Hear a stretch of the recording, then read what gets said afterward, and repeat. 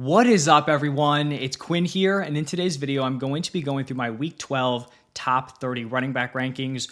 Already put out the wide receiver video. If you haven't seen it, go check it out after this one. But today, we are focusing on the running back position, and let's just dive right into tier 1 here. As per usual, tier 1 very, very strong. Even with, some quality running backs on bye, I still think the running back position is looking pretty good this week. Starting off in tier 1 with my RB1, it is going to be Devon Achane. The man just continues to produce with Tua at quarterback. In the games where Tua has started, he's averaging 23.7 PPR points per game. Super involved as a pass catcher, also getting that work on the ground. Then my running back 2 is going to be Saquon Barkley going up against the Rams. On the season, he's the running back 2 in points per game. I think he's pretty established here as a high-end RB1 play. Then my RB3, someone who actually jumped up to the RB1 in points per game, it is Joe Mixon going up against the Titans. In his healthy games, he has been so unbelievably consistent. His workload has been so solid. His worst fantasy game in terms of PPR scoring in a healthy matchup is 16.6 PPR points. He has been totally unleashed here in his first season with the Texans. I like Joe Mixon as a high-end RB1 play.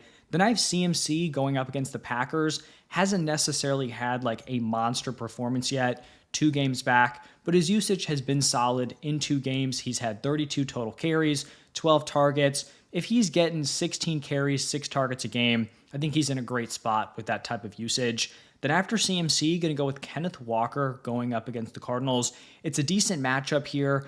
They've allowed the 8th most points per game to the running back position. Kenneth Walker, I believe, is a top 5 running back on a point per game basis. So he's been productive, plus the nice matchup. He is a top 5 play for me. Then I have Jahmyr Gibbs going up against the Colts, and he has just been an incredibly consistent option. He has put up 12 plus PPR points in every single game, really has not flopped a single time. Also has a fairly high weekly ceiling, like him here as my RB6. And then the last guy in this tier, this might seem low. It's going to be Derrick Henry. I mean, unless you're in like a 4-man league, he's obviously going to be locked in your lineup, even though I have him here as the running back 7.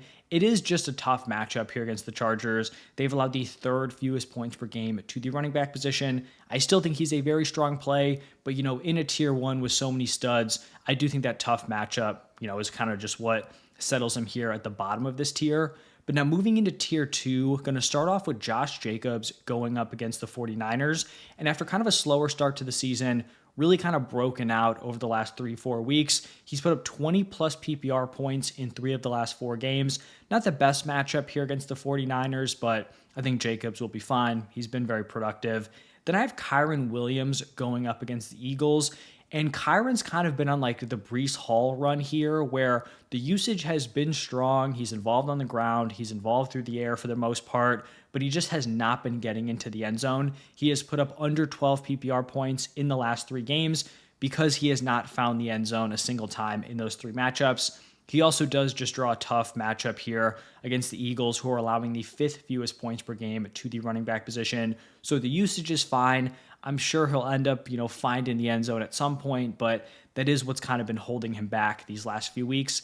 Then I have Jonathan Taylor going up against the Lions, not coming off a great game, and he's drawing a pretty tough matchup here. The Lions are bottom 4 in points per game allowed to the running back position, so we know JT's a very good running back.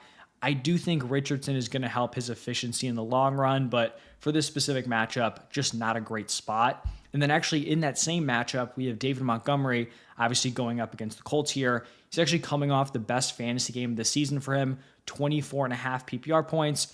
Definitely a very favorable game script for him. I think this will be pretty similar here going up against the Colts.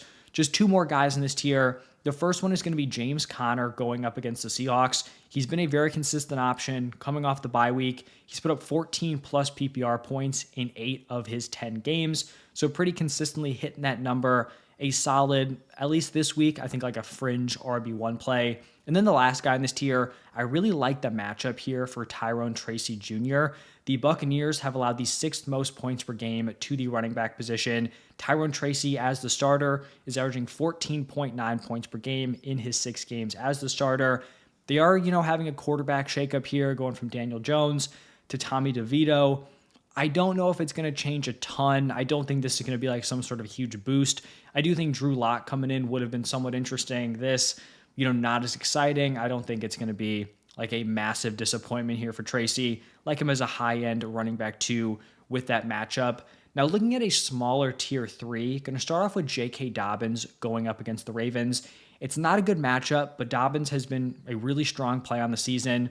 The running back 14 in points per game, had pretty solid usage in the Week 11 game. You do have Gus Edwards kind of working his way in. Hassan Haskins on the goal line is pretty annoying, but maybe that switches up because Dobbins did end up getting a goal line carry and he got in. But I think this Chargers offense is starting to roll here. I think they'll be able to put up points against this Ravens defense. So J.K. Dobbins, high-end RB2 in my mind. And after Dobbins, I'm going to have Aaron Jones going up against the Bears. He's been another guy, kind of talked about Kyron Williams, the lack of touchdowns.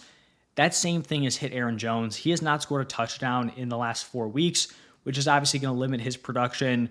Not a great or terrible matchup here against the Bears. You're just kind of hoping he can get into the end zone, get some of that touchdown luck. And then the last guy in this tier is going to be Brian Robinson going up against the Cowboys.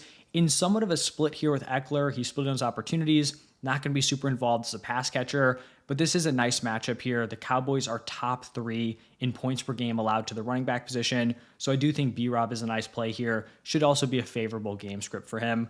Now moving into tier 4, these are like our mid-tier running back 2s through our back-end RB2s. Going to start off with DeAndre Swift. Now he does not draw a great matchup here, the second fewest points per game allowed to the running back position, but he has been a very consistent option.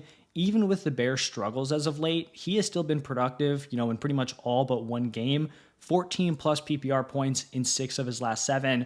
I think that kind of consistency, even with rough offensive performances, does kind of, deserve for him to be here in like the mid-tier RB2 range. Then after Swift, going to go with Ramondre, someone who's just being fed on the ground, 20 or more carries in 3 of the last 4 games. Also a pretty decent matchup here against the Dolphins. This next guy, I think people are going to think he's too low. It is Chuba Hubbard, and this really has just a lot to do with the matchup. The Chiefs have just been so brutal for opposing running backs. They're allowing the fewest points per game to the position. I think Chuba is going to be a great play rest of season. I really don't think Jonathan Brooks is going to be a huge nuisance for him. It just seems like the injury has dragged on for so long. They extended Chuba. Chuba is going to be their guy. But for this specific week, it's just not a great spot. I could really see this Panthers offense just getting completely shut down by this Chiefs D. Then I have Tony Pollard going up against the Texans. And we're going to have to, I guess, kind of monitor the Tajay Spears concussion. If Tajay Spears is out, I think you can pencil in, Tony Pollard for really strong usage in this matchup. We saw him get used as a workhorse with Tajay Spears out, earlier on in the season. If Spears is back, then I probably would bump him down. Honestly, maybe into tier 5, but probably more so towards the bottom of tier 4. Then I'm going to go with Najee Harris going up against the Browns. Really has just been getting force-fed on the ground since Russ took over. 19.8 carries per game in Russell Wilson's 4 starts. And then we're going to wrap up this tier with the Bucks backfield, this duo here, 1-2 punch with Rachaad White and Bucky Irving. At this point, just based on the games where they've played together since Bucky Irving has broken in, Rachaad White is averaging more points per game. I think they're very close together. I think it's going to be the touchdowns that are going to separate them, but they both mix in on the goal line. I think they're very, very similar. So back-end RB2 plays, not a great or terrible matchup here against the Giants. Now moving into tier 5, I'm going to start off this tier with Javonte Williams, and Sean Payton might be the single most frustrating coach when it comes to player usage, specifically the running back position. We were hearing for a couple of weeks, Audric Estime is going to get more run. It didn't really happen. Then it ended up coming true in week 10.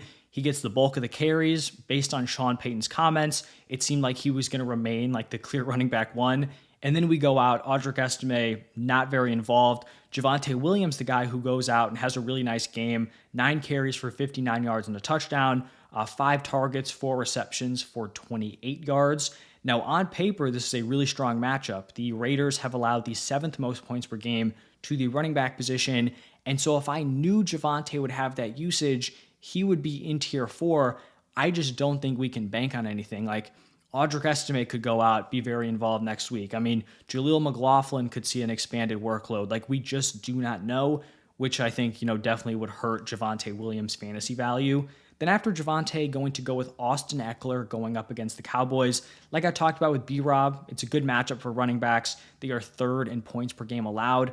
Eckler's actually put up 17 plus PPR points in each of the last 3 games. Obviously, 2 of those are due to the Brian Robinson injury, but he is coming off a game where he set season highs in targets, receptions, and receiving yards.